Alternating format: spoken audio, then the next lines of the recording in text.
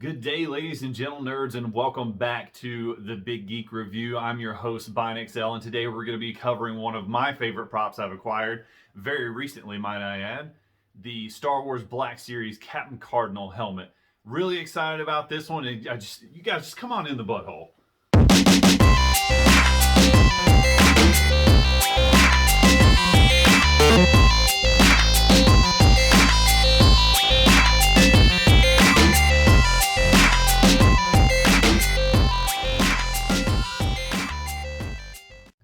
Alright, ladies and gentlemen, very excited about this review today for the Black Series Captain Cardinal helmet.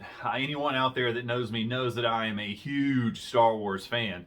So this one's near and dear to my heart today.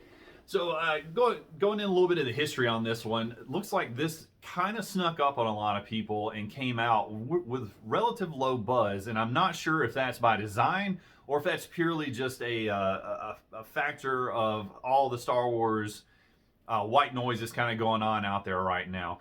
So big fan of the series. A lot of casual Star Wars fans will probably not recognize the name Captain Cardinal. Heck, I didn't even recognize it at first glance until I had to do a little bit of digging. And it looks like he is a very specific character developed recently for the Star Wars Batuu series for the books and some of the Captain Phasma series that was going on in comics and in the book series aptly titled Phasma. So if I'm blowing your mind with a little bit of the factoids here, I apologize, but just for the background and understanding and the full rating system for this, let's go ahead and get in a little bit of that history. The Star Wars Black Series Captain Cardinal helmet, dropped as part of the Star Wars Galaxy's Edge Black Series line, is a Target-exclusive electronic headpiece presented with accurate movie-quality detailing. To best translate the First Order Stormtrooper Captain, Hasbro equips this helmet with a bold red finish that is accompanied by stark black accents which make up the lenses and trimming across the nose and lower neck. Additionally, this helmet comes packaged with an adjustable fit, padded interior linings, and an electronic voice changer that will surely come in handy for any of you planning to rock this for cosplay outfit.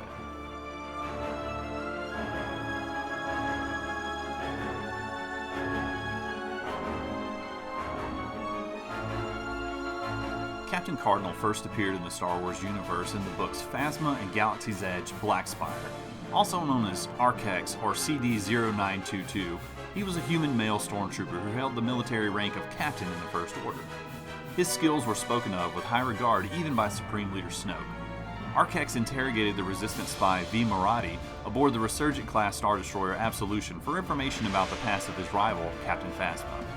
After he confronted Phasma about her past and her involvement in the death of General Brendel Hux, the two fought and he was defeated, almost dying in the conflict. He was saved by the captive V. Maradi and taken into the Resistance. Following the Battle of Crate, Arkex joined V. Maradi on Batuu on her mission to establish a new base for the Resistance. In order to trick the First Order into leaving Batuu, he sacrificed himself and was killed in a shell explosion shortly after taking off.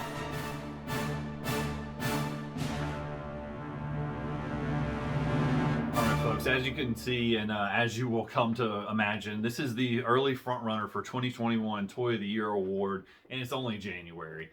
This thing only came out in the States, I think, maybe a month ago, less than that. I'll have to double check for sure, but overall, this is a wonderful piece of work put together. As you can see, it's a singular piece, not a two-piece helmet. It is a one-piece helmet, which is going to be huge for the cosplay community and folks that like a screen-accurate replica to have on their wall. The red paint job here is very, very good. A lot of the simplicity of it means that there are very few places that it can have overspray or a missed part or a piece that didn't get the corrective coating. That is not the case for this one. It is a pure picturesque paint job on here. No dings, no scratches. It seems that I'm one of the lucky ones that sometimes in the Postal Service they'll get a jacked up box or anything. Luckily mine came a box within a box. It was like a Russian nesting doll opening this thing up. But you'll see the rubberized gasket top on the forehead piece here. Very well, and I'll give a little close up here. Very good piece, very screen accurate piece. The jet black trimmings on this one just make it pop, especially with that red paint job with the black.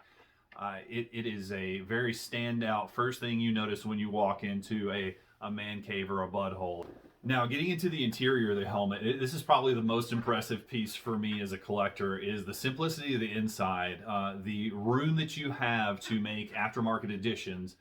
For those 501st peeps out there that like to troop during the summer and the heat, plenty of room for putting extra fans, plenty of space to put an additional voice box in there with other automated responses and whatnot. If you need to put some sort of Bluetooth hands-free for your cell phone so you're not fumbling in and out of your armor for a helmet, fumbling in and out of your helmet for your phone, there is plenty of space there. If you can see on the inside here, and I'll try to get a good lighting view, there's an interesting setup for the headpiece to keep it secured to your head. The twist in the back, you can mash down and you shove your head into the top here, and it's fully adjustable. Now, the only con I had for this helmet was the head rigging, and that's predominantly because I did not really know how to put it on at first and make the adjustments. Once I read the directions, holy cow, that was a thing of the past. So that was the only real knock I had at first for this helmet. Was like, wow, this headset kind of sucks for keeping it on your head. But once you get it on, it is beautifully secured. And I'll go ahead and put it on now. So once you have it on and secured, it's pretty much going nowhere. The only downside I have for the helmet itself is the visibility is very difficult. Now that's probably just because stormtroopers can't see jack, and every time they try to shoot anything, it's like a rattlesnake rodeo. There's zero accuracy for the helmet, and I'm going to blame it on their lack of low visibility. Now, granted, if you're just going to be walking around and introducing yourself as Captain Cardinal for a parade or something, plenty of visibility for that, plenty of opportunity to update the put some of the anti-lens fog or something like that. Even that, I've had zero fogging issues myself. A lot of that is probably due to not wearing it for long durations. But even so, I would imagine that you can easily get around that one. And like I said, you got plenty of space to put some stuff in here to keep the fogging down. Now, probably one of the big highlight pieces on this is the voice changer that already comes with it. I was really disappointed in the Kylo Ren helmet, and if I ever do a review on that one, this will probably be the con that goes into that category for that helmet. This one has a better voice modulator than any of the other Black Series helmets I've come across. I will also go so far as to say that I think some of the voice modulation boxes that you get aftermarket are not as good as this one. I cannot overstate the usefulness of having a fun little thing. If you've got small children, nieces and nephews like I have that love to play with your stuff in the man cave, like that is probably the thing that they'll kick on and off for hours and hours, and you'll have to end up replacing several batteries for it. This one here, like I said, it is a small button on the side. Remember, it's this one right here. You give the good little voice cue, and it's off. It picks up very well. It transmits pretty well. On the previous takes for this, you couldn't really hear the difference in the voice changer on the phone or anything like that. But trust me, in person, it is a lot more impressive and useful. One of the ways they got around with the two-piece helmet versus the one-piece helmet is the bottom piece here is detachable, which I'll try to get it off here without making too much of a struggle. Voila. All right, so here is where you put the batteries in to power the helmet versus where a lot of them have one in the very top or in the interior, making it kind of hard to get to. This kind of frees up a lot of space. It does have the additional benefit of having a workable seam that you can kind of maneuver your fingers in and out of to get up under there to pry it off with. But that's really the only thing you can kind of see on the front, just the little seam there. Not a big deal to me. I think it's one of those things where you live with it, but the design is a much better design to keep it as a singular piece helmet versus having a two-piece helmet that you have to end up filing away or that takes away from that kind of screen accuracy. So on a small sidebar, I've purchased this helmet, A, because I'm a huge Star Wars fan, B, because I love to have a collector's edition of anything that's get put out. I am a slave to the product. But C, I've also got a personal Star Wars Stormtrooper, First Order Stormtrooper Last Jedi version build. This is based off of the Last Jedi helmets for the First Order Stormtroopers versus the Force Awakens. So I'm going to throw it down in the description, but a huge shout out to KB Props, who I bought my armor from. He's able to upscale the armor size a little bit to fit a larger trooper like myself. I'm a little over 6.5 foot tall, pretty wide at that, and there's not a lot of off-the-shelf or off-the-rack items that you can purchase for someone of that size. So big or small troopers, go out there, take a look at his products.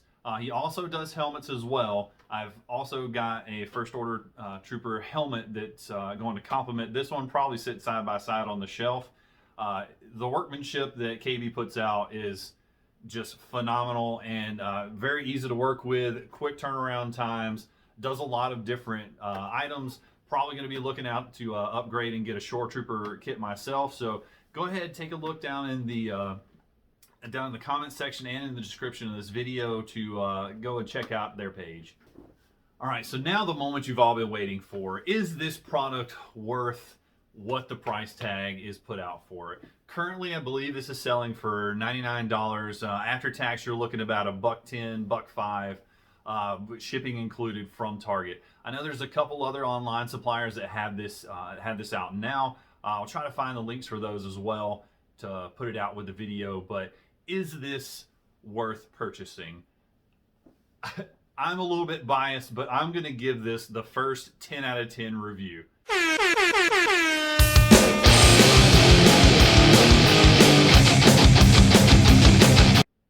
I know the bias reduction factors here are saying like, well, Brian, you're going to give anything Star Wars 10 out of 10. False. I'm not. There's several Star Wars products I've gotten that I've been overly critical on.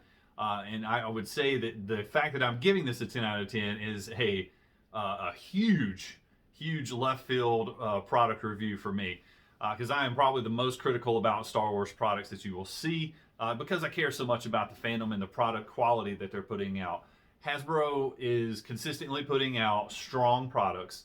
I commend them for going for the accuracy and even a character that half the people haven't heard of to put out a product with this many positives and benefits for a sub $100 price point, even though it's a penny.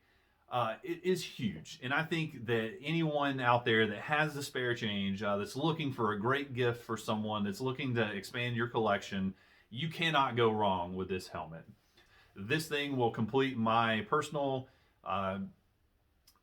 trooper kit, and I think it's a can't miss item for any Star Wars fan out there.